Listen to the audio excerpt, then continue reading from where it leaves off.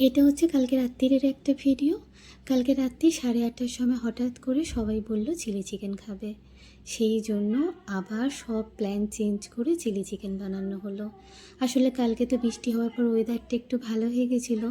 আর দেখবে বৃষ্টি হলেই না একটু ভালো কিছু খেতে ইচ্ছা করে। যদি আমাদের বাড়িতে আমার হাজব্যান্ড চিলি চিকেন খেতে একদম ভালোবাসে না, কিন্তু দীপ যেহেতু কালকে বাড়ি চলে যাবে, সেই জন্য ভাবলাম যে ওকে চিলি চিকেনটা বানিয়েই দিই। তার কারণ ও আসার পর থেকে আমাকে বলেছিল যে আমাকে কিন্তু একদিন তোর হাতে চিলি চিকেন খাওয়াস।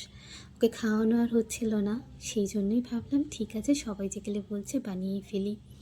সকালের কিন্তু তরকারি আমাদের ফ্রিজেতে ছিলই, ভেবেছিলাম শুধু একটু রুটি করলেই হয়ে যাবে, কিন্তু না। তবে কালকে চিলি চিকেনটা বানাতে হলেও রুটিটা আর বানাতে হয়নি, রুটিটা বাইরে থেকেই কিনে নিয়ে এসেছিলো। তবে জানো, কালকে চিলি চিকেনটা না ভীষণ সুন্দর টেস্ট হয়েছিল।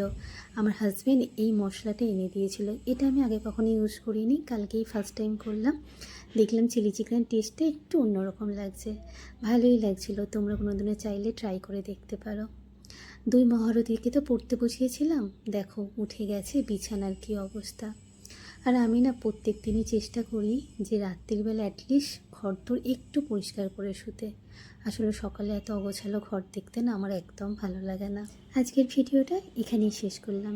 টাটা।